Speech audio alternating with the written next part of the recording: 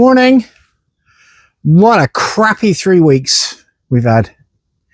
First of all, we'd both like to thank everybody for your kind words regarding the losses we've had. Yeah, it's been tough. Tougher for Julie, actually. She's off. She's behind the camera and she's off again. At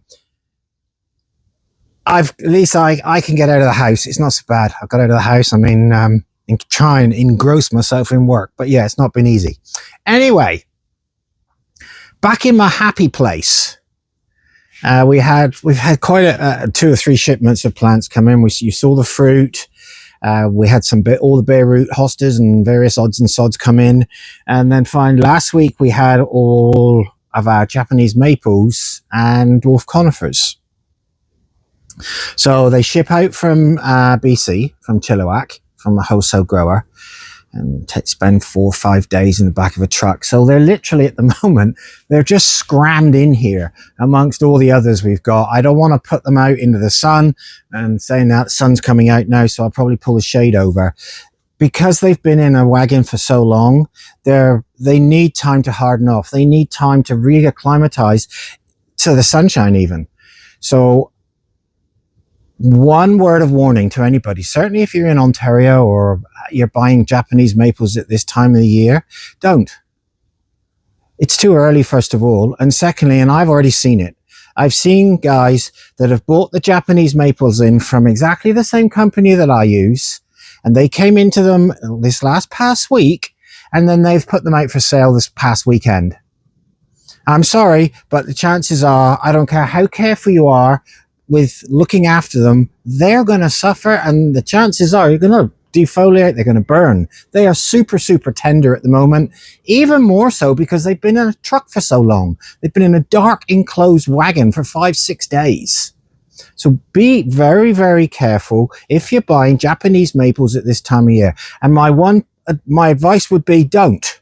Okay, but if people have bought, Japanese maples, and they look very, very soft. Biggest killer at this time of year, well, 2. 1 is going to be the frost. 2 is going to be the wind. I mean, today outside it's warm, but it's windy. If I put these new Japanese maples outside in the full shade, they are still going to suffer badly.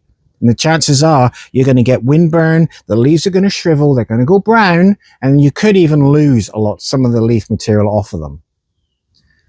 So if you have fresh, new Japanese maples, put them in the garage. Put them somewhere really, really sheltered, out of the sun, out of the wind, and obviously you've also got to bear in mind the frost at night. Do they then put them out gradually? Yes. A little bit each day? I think the best way to look at it is treat your new Japanese maples like you would an annual. They need hardening off. And it's going to be this cold, drafty wind is going to do most of the damage to them. I will not put any of these out anywhere close to outside for a while. And it's a bit bright in here now, and in a minute, if it doesn't stop, I'm going to have to pull the shade over. So that's just a little bit of background advice on them. Be careful. But what we're going to do now is we'll keep them in here for a while. The shade tunnel is going to be going up in the next couple of weeks. Once it warms up a bit, I'll move them all into the shade tunnel, and then we'll look at them individually and see if anything needs potting up for us. These are not for sale. We're not selling any of this material.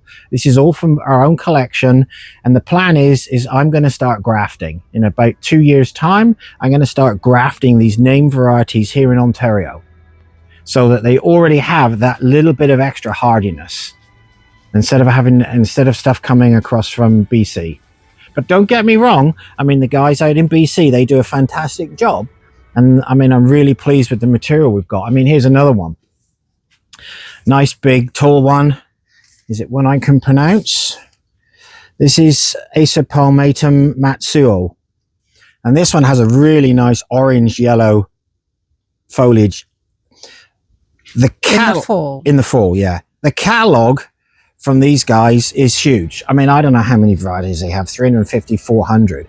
So trying to pick out a limited amount for ourselves was really difficult. But correction, it was difficult trying to stop Garry from ordering every single one. Yeah, I'd order all of them. Man, I got nowhere to put them. You can see we're a little bit scrammed for space. Yeah, Acer Palmatum Royal. Nice, very tiny leaf on it. It's nice as well. It's got a name I can actually pronounce. Little bit of dieback, which I mean, it's not a problem, but I'm not touching it. Any dieback on any of these maples, either our new ones or our originals, because all our originals are all tucked in here as well. Everything's scrammed in really tight at the moment. Got to get it spaced out. I'm going to leave it. I'm not going to cut this off yet. I'm going to leave it. There's no rush, but that's nice. Another nice one. That's a nice dissectum. Oh, Orangeola. Had this one before at Meadowview. Planted it out actually, so it was a little too big. I couldn't bring it with us. This is a nice one. They're all nice. Every single one of them. These aren't bonsai, although they're in small restricted pots. And then these are both seed raised as well from my own, from seed that I collected or bought. I can't remember now. They're not bonsai. They're just me playing around. Obviously they are in tiny little pots. And they've been in these pots for a few years now. But they've made, I don't know, I was messing around. I'm going to get these put up into a couple of nice bonsai pots, but I'm still not calling this a bonsai because I've not done any training. All I do is remove the extended growth off every spring. So it doesn't have 4 or 5 inches of growth. It just has one set of leaves and then I cut the tips off. So that's quite nice. And then this one, again, quite nice. Nice color on this one. Both go really nice call. The trunk's got a nice size on it. I'm trying to think of the word I'm looking for. Girth is the word. Caliper. Yeah, and I mean, it's got a nice root there. So, yeah, and I like the moss growing on them. And as for the roots, well, you can see that's new root activity right there. So this is my favorite one. This was a grafted one that came in several years ago, and you can still see where the graft, graft was up there just below my little finger, the original graft, but I fancied growing one on the side, so you can see how big that's got. And again, no pruning as such other than just taking the tip out, but that's going to go into you'll have to go into a tall pot that's got some weight so that I can carry on growing it out like that. But that's really nice. I like that. Pretty. Yeah. And then we also have a red leafed version. And again, nice root, nice exposed root on that. It will go into a proper pot at some point. Slightly different shape. But again, it's just me playing around. I keep them under the bench all winter. And then finally I have a little cherry. It's a Japanese cherry from seed. I love the moss on this. But it still hasn't flowered. Didn't flower this year again. But as you can see, what I do is there's an extended leaf stem there that I haven't cut yet. But that's what I generally do, is I cut them. It's about 3 leaves. Yeah, about 2 or 3. So there's a different, that's off of an original. That's one that's been in a pot 3 gallon. The leaf size is quite large. You can see these leaves, they're quite a bit smaller, and they're getting smaller every year. And that's because obviously it has the restricted root run. Yeah, little cherry will look nice eventually. Oh, sorry. So we also had a whole bunch of conifers in as well. Same supplier, same nursery, BC. So this is Pinus flexus Vanderwolf's pyramid. We had one of these at our previous property. It was actually put into quite an exposed position right at the front of the house, and it did really well. It was too big to dig, so made sure we got one of those on the order. But this will be really, and all the conifers again, they're all getting planted out. We're not selling any of these. They're all going into the new garden. And then there's other odds and ends dotted around wherever I could find space for them. I like this one. I do like the look of this. Pinus. Oh, I'm grunting on Pinus parviflora Goldilocks. Really nice color on that. But I think this one will need a little bit of protection or a sheltered spot when it gets planted out.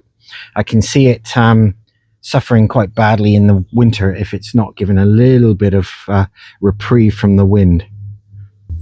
So out at the front we have some tiddlers, some small ones, slow growing. I'm not going to say they're dwarf, because there are very, very few dwarf conifers. They're all slow growing.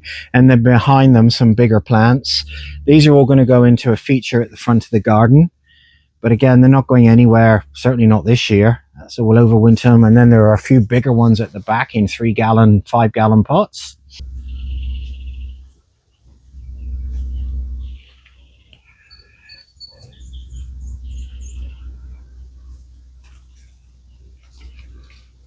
So the small ones here, some of these I'm going to try into some of our hypertupa troughs. Have to be careful because the winter's going to be an issue. They'll need to go somewhere where I know they're going to get covered in snow, so that gives them that little bit of insulation. But we'll play around with that and we'll see. But only the small ones, maybe a few of the small ones will go out this year. The others will have to wait until we get the garden done.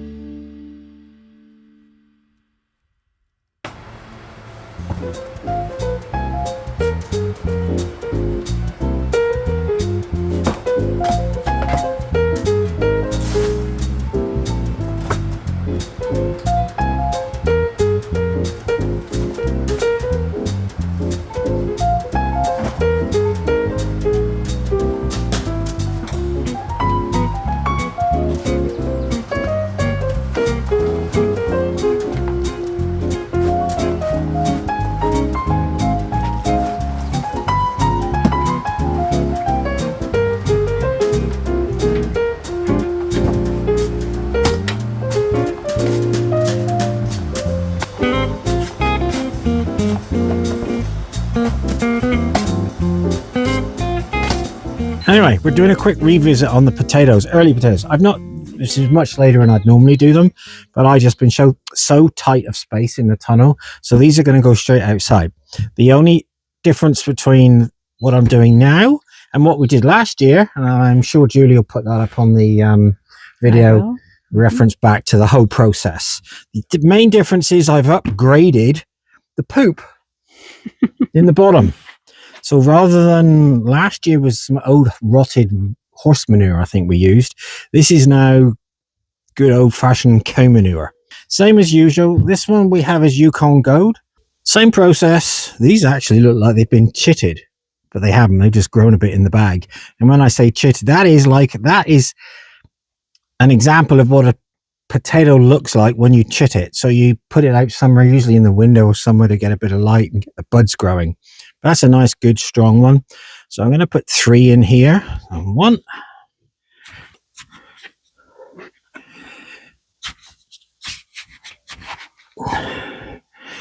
2. And then the last one in here. That's it. And then just going to cover them up with a bit more of the old you-know-what manure. And that's it. That's all I'm going to do. And these are going to go stay outside. Normally I would have some early ones in the polytunnel, but as I say, lack of space. These will be fine. This manure is still a little cold, so they'll take a little longer to get going. We'll put these out the back somewhere in the sun.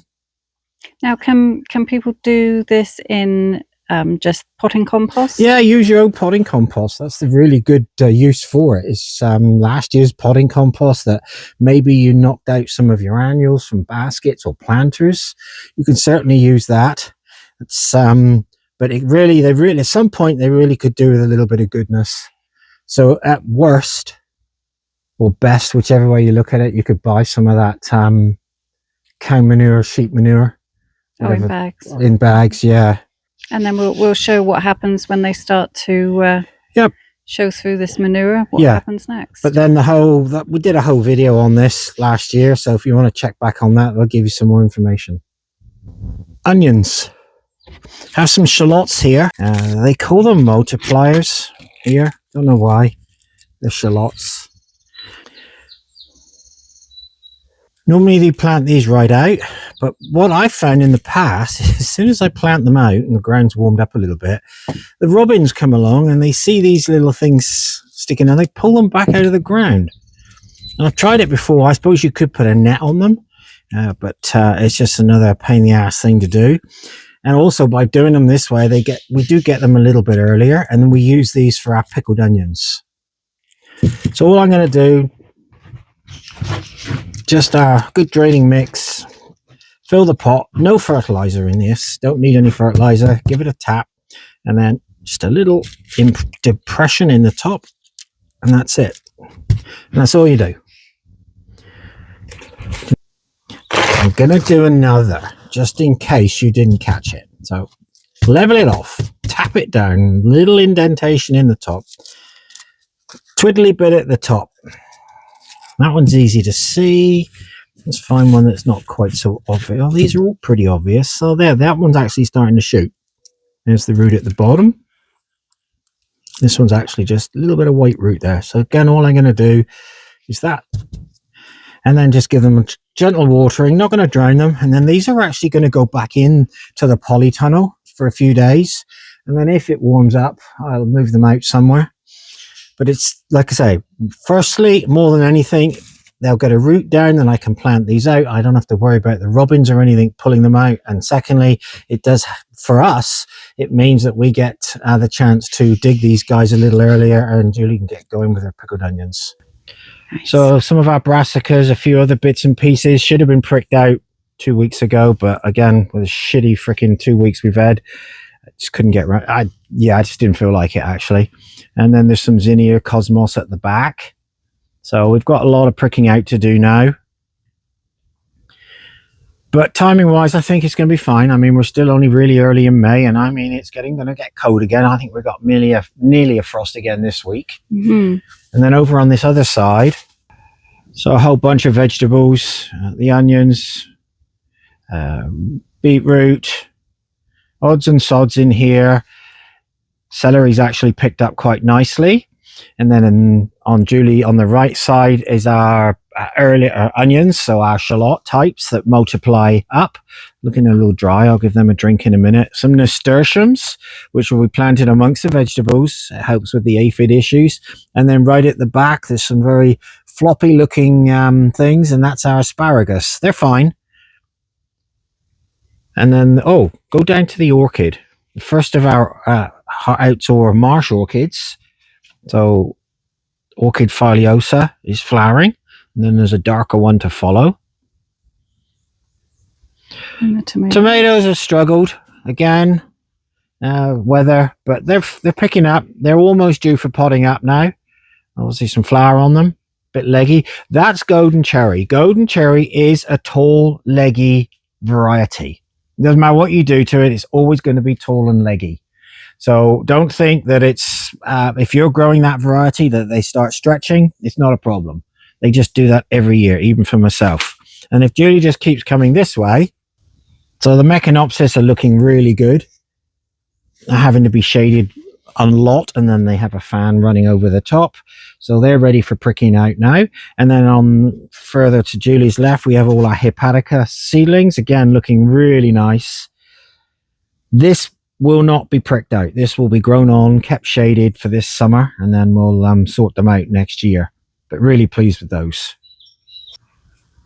So this video's got a lot of bits and pieces stuff in it. I mean, there's a little bit in the garden. I've managed to get the raspberry bed dug over, and I did get some trees planted, the bigger trees. I've one more left to put in.